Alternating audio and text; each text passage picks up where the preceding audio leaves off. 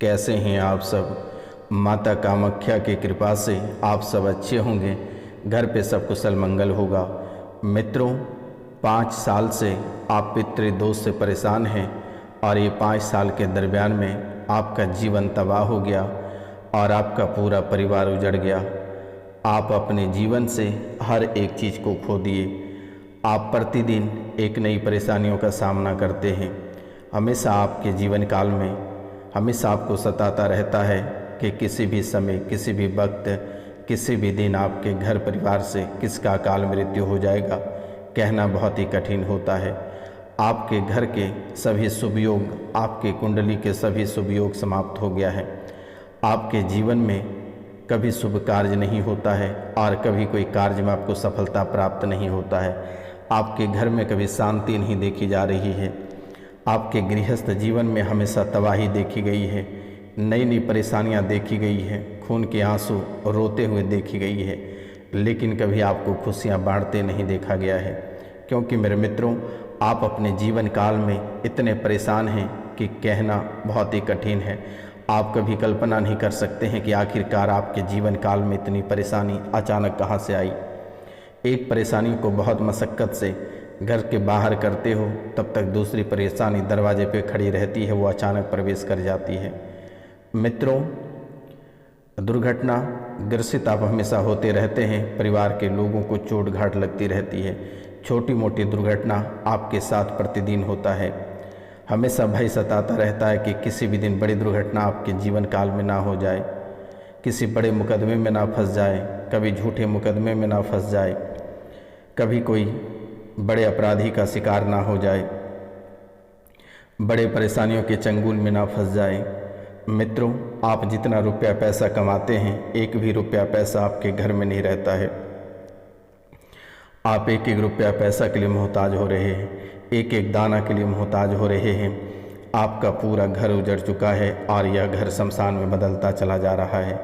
यह कभी आप सोच नहीं सकते हैं कि आखिरकार ऐसी समस्याएं कहाँ से आ रही है। अगर घर में कोई व्यक्ति बीमार पड़ता है तो वह व्यक्ति इतना रुपया पैसा खर्च करवाता है कि आप पूरी तरह से कंगाल हो जाते हो, पूरी तरह से कंगाल हो जाते हो। और जैसे ही पूरा परिवार घर में इकट्ठा होता है, अभी 5 मिनट में अगर आपको ऐसा लग रहा है कि घर में बहुत सारी खुशियां हैं, लेकिन वही कुछ मिनटों बाद ऐसी आग धधक जाएगा कि लगेगा कि कोई पेट्रोल छिड़कर माचिस जलाया हुआ है। आपके घर में ऐसी आग धधकता है, ऐसी परेशानी बढ़ जाती है कि आप माथा पीटने लगते हो कि आखिरकार ऐसी परेशानी अचानक कैसे आ गई। एक बीमारी को घर से बाहर निकालते हो, तब तक दूसरी बीमारी किसी दूसरे व्यक्ति के शरीर में प्रवेश हो जाता है। आप कभी सोच नहीं सकते हैं कि आखिरकार आपके जीवन काल में ऐसा क्या हो रहा है। और उस बीमारी के साथ साथ ना जाने शरीर में और कितनी सारी बीमारियां, कितनी सारी परेशानियां कर खड़ी हो जाती है। सिर्फ आप चेहरा देखते रहते हो, आप कुछ कर नहीं पाते हो। अगर आप डॉक्टर को दिखाते हो तो दवाई सुई किसी भी प्रकार का शरीर में काम नहीं करता है। आपको लग रहा है कि आखिरकार ऐसा आपके जीवन काल में क्या हो रहा है। मित्रों, आपके जीवन काल में जो स्थितियां हो रही है, जो परेशानियां चल रही है, ये कोई बाहर की परेशानी नहीं है, आपके घर की ही परेशानी है। ऐसी परेशानी कि आपको कभी ऐसा लगता है कि कोई आपके सर पे चढ़कर बैठ गया है। सर इतना भारी हो जाता है कि सर कभी काम नहीं करता है। आपको ऐसा महसूस होता है कि घर में जब भी आप रहते हैं तो आपको लगता है पागल हो जाए या घर छोड़कर चले जाए। धीरे धीरे सभी चीज़ों को आप भूलने लगे हो। ये परेशानी आपके जीवन काल में बन रही है। अगर आप घर छोड़कर कहीं दूसरे स्थान पे जाते हो तो वहाँ पर थोड़ा इनका साया रहता है, लेकिन इनका साया आपके साथ हमेशा रहता है। आप इन बातों को लेकर परेशान रहते हैं कि घर के मिट्टी में किसी ने कुछ कर तो नहीं दिया, लेकिन घर के मिट्टी में किसी ने कुछ नहीं गाड़ा है। बस आपके घर में एक जवान व्यक्ति की मृत्यु हुआ है और वह पिशाच बन गया है। वही व्यक्ति आपके जीवन काल में ऐसे खेल खेला जा रहा है। न जाने कि आपके पूरे गृहस्थ जीवन को ऐसे उजाड़ दिया, आपके हंसता खेलता परिवार को ऐसे उजाड़ दिया कि आज एक दूसरे को कोई देखना पसंद नहीं करता है। कभी और किसी भी समय आपके घर में दंगा फसाद हो जाता है, खून की लहरें दौड़ पड़ती है, खून के आंसू रोते हो। कभी आपको ऐसा लगता है कि अकेले रहें तो ज़्यादा बेहतर होगा, अकेले बैठ के सोचते रहते हो अकेले बैठ के चिंता करते रहते हो, अकेले बैठ के रोने का मन बना लेते हो। कभी कभी आपके मन में ऐसी बातें आ जाती हैं कि आपको लगता है कि आत्महत्या कर लें, अपनी जीवन लीला को समाप्त कर दें या गृहस्थ जीवन को छोड़कर बहुत दूर चले जाएं।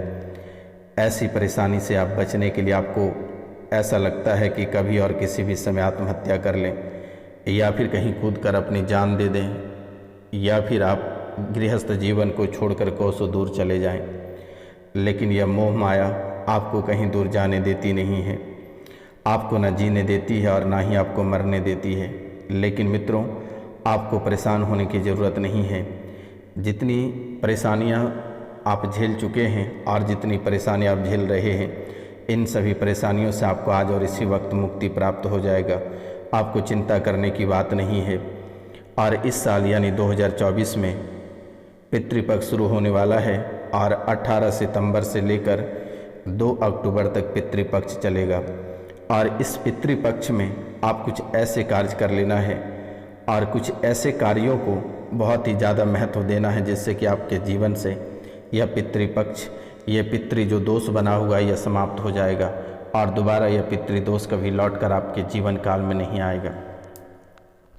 तो मित्रों, आपसे अगर नहीं हो पाएगा तो आप दिए गए नंबर पे कॉल या मैसेज कर दें, अपना नाम, गोत्र और स्थान लिखकर मैसेज कर दें। मेरे द्वारा तर्पण, पिंडदान वगैरह कर दी जाएगी। आपको घबराने की आवश्यकता नहीं है। आपके पितृ पूजन कर दी जाएगी। आपके जीवन से पितृदोष हमेशा हमेशा के लिए हटा दिया जाएगा।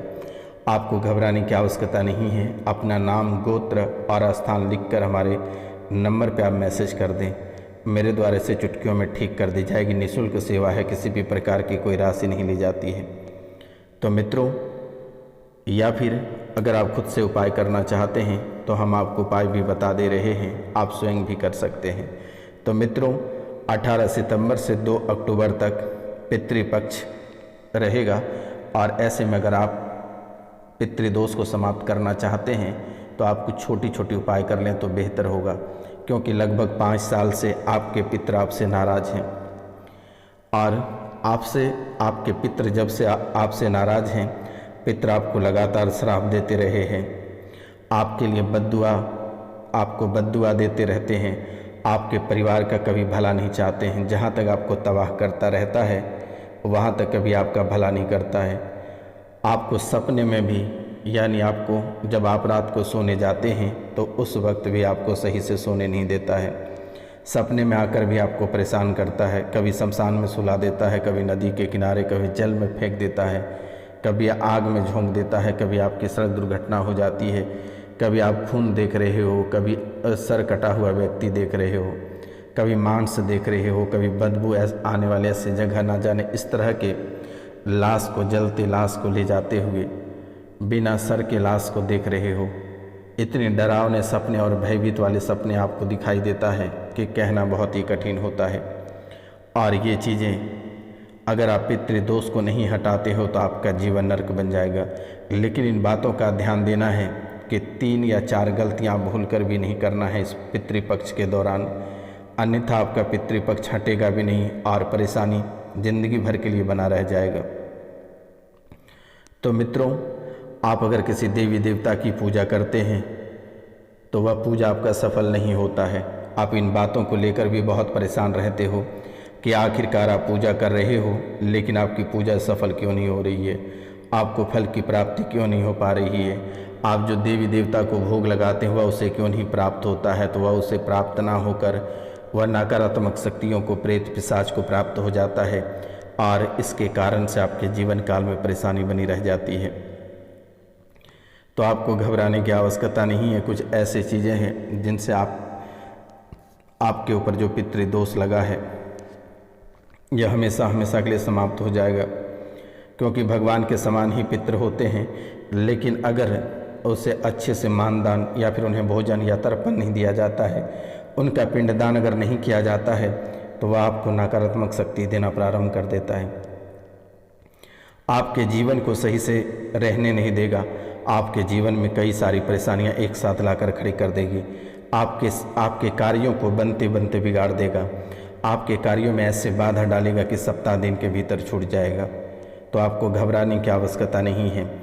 यह 17 सितंबर से लेकर 2 अक्टूबर तक 17 सितंबर से लेकर 2 अक्टूबर तक ये पितृपक्ष चलेगा और इस समय आप पिंडदान, ब्राह्मण भोजन, तर्पण दान जैसे कार्य कर सकते हैं। और अगर यह नहीं करते हैं तो जीवन आपका यूं ही डगमगाता रह जाएगा। आप ऋषि मुनियों के नाम से तर्पण कर सकते हैं, दान कर सकते हैं, और यह आप अवश्य कर लें। और इनके लिए कुछ खास उपाय भी है।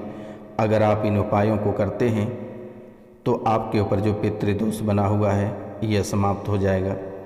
जैसे कि घर में पीपल के पौधे जैसे उग जाता है, घर में पीपल के पौधे का उगना भी पितृदोष का ही एक निशानी है।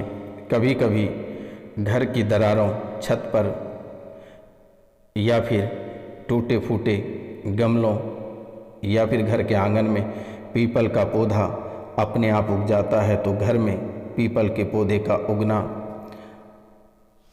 शुभ नहीं माना जाता है। यह नकारात्मक शक्तियों का प्रभाव होता है।